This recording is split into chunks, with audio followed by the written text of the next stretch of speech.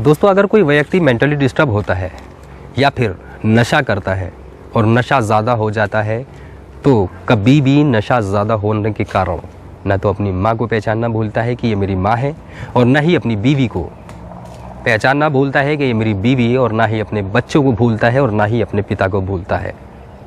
लेकिन एक वहशी हैवान दरिंदा बेटा अपनी माँ के हाथ पैर बांधता है और उसके साथ हैवानियत करता है, और जब माँ याद दिलाती है कि बेटा मैं तेरी माँ हूँ, तो इस पर वो वहशी हैवान दरिंदा बेटा अपनी माँ के मुंह में कपड़ा ठूस देता है, कपड़ा घुसा देता है और उसके साथ हैवानियत को अंजाम देता है।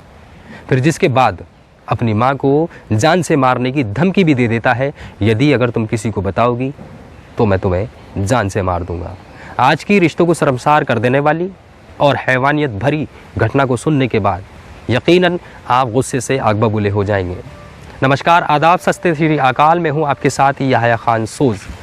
दोस्तों, जब कोई माँ अपने पति को खो देती है तो फिर उसके बाद अपनी औलाद को ही, अपने बेटों को ही अपने बुढ़ापे का सहारा मानने लगती है, अपने बुढ़ापे की छड़ी मानने लगती है। मैं बात कर रहा हूँ बरेली के क्षेत्र के एक गांव की, जहां पर एक परिवार रहता है, जिस परिवार में एक महिला रहती है और उसके 2 बेटे रहते हैं। एक बड़ा बेटा बरेली से बाहर काम करता है और एक छोटा बेटा किशन लाल अपनी माँ के साथ घर में ही रहता है। किशन लाल के पिता का कुछ वक्त पहले देहांत हो जाता है, फिर जिसके बाद माँ विधवा हो जाती है और अपने दोनों बेटों को अपने बुढ़ापे का सहारा मानने लगती है। लेकिन एक रोज़ ऐसा होता है कि किशन लाल घर में आता है और घर में आने के बाद अपनी माँ को दबोच लेता है, उसे पकड़ लेता है और उसके पैरों को बांधता है, उसके हाथों को बांधता है और उसके साथ हैवानियत करने की कोशिश करता है, जिस पर माँ उसे अपना रिश्ता गिनाती है, रिश्ता बताती है कि बेटा मैं तेरी माँ हूँ, मैं तेरी माँ हूँ। जिस पर यह हैवान बेटा, दरिंदा बेटा अपनी माँ के मुंह में कपड़ा घुसा देता है, कपड़ा ठूस देता है और उसके बाद उसके साथ बलात्कार करता है। जिसके बाद बलात्कार कर देने के बाद अपनी माँ को धमकी भी देता है, यदि अगर तुम किसी को बताओगी तो मैं तुम्हारा कत्ल कर दूंगा, तुम्हारी हत्या कर दूंगा, तुम्हें जान से मार दूंगा। अब इस पर माँ चुप्पी साध लेती है और इस वक्त में माँ को सदमा इस कदर गहरा है कि वो सारी दुनिया भूल गई है और वो सोचने पर मजबूर है, आखिर मेरे साथ हुआ है तो क्या हुआ है। लेकिन माँ अपनी चुप्पी तोड़ती है, जिसके बाद वो अपने बड़े बेटे को फ़ोन करती है और सारी घटना अपने बड़े बेटे को बता देती है। जिसके बाद उसका बड़ा बेटा घर पर आता है और आने के बाद किशन लाल को पकड़ लेता है और उसको पुलिस के हवाले कर देता है। हालांकि फ़िलहाल किशन लाल का कहना है कि मेरा दिमागी संतुलन ठीक नहीं है, मेरा जहन ऐसा ही है, मुझे नहीं पता मैंने क्या किया है। वहीं माँ ने भी बयान दिया है।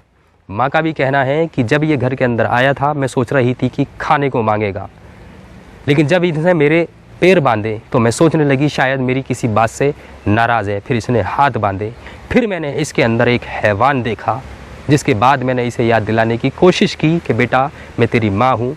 इस पर इस हैवान बेटे ने अपनी माँ के मुँह में कपड़ा ठूस दिया और उसके साथ बलात्कार किया। फिर उसके बाद ये सारी ही बात करीब करीब मीडिया में पहुंच गई और मीडिया ने इस खबर को पूरे तरीके से कवर किया, जिसमें किशन लाल कहता नज़र आ रहा है कि मेरा दिमागी संतुलन ठीक नहीं है। बहरहाल पुलिस ने किशन लाल को गिरफ्तार कर लिया है और जेल भेजने की प्रक्रिया में जुट गई है और जल्द ही इसको जेल भी हो जाएगी। लेकिन दोस्तों, जो लोग ऐसे रिश्तों को कलंकित करते हैं और पाक साफ रिश्तों को शर्मसार करते हैं, इंसानियत को शर्मसार करते हैं, ऐसे बेटे के बारे में आपकी क्या राय है, हमें कमेंट सेक्शन में कमेंट कर ज़रूर बताएं। साथ ही साथ एक बात और आपसे कहना चाहूँगा दोस्तों, हम तमाम सच्ची घटना लेकर आते हैं, अपनी तरफ से कोई मनगढ़ंत हम कहानी नहीं बनाते हैं और तमाम घटनाओं को बताने का और सारी सच्ची कहानियों को बताने का सिर्फ एक ही मकसद होता है कि हम आपको सचेत कर सकें। आप जहाँ भी रहें सुरक्षित रहें, सावधान रहें, हमारा सिर्फ एक यही उद्देश्य होता है। मैं उम्मीद करता हूं कि आप जहां भी रहेंगे सुरक्षित रहेंगे। इसी के साथ मैं याह्या खान सोज़ आपसे इजाज़त लेता हूं। मैं फिर से हाजिर रहूंगा किसी सच्ची घटना के साथ, किसी सच्ची कहानी के साथ। मैं उम्मीद करता हूँ आप जहाँ भी रहेंगे सुरक्षित रहेंगे। नमस्कार, आदाब, सत्य श्री अकाल, जय हिंद, जय भारत।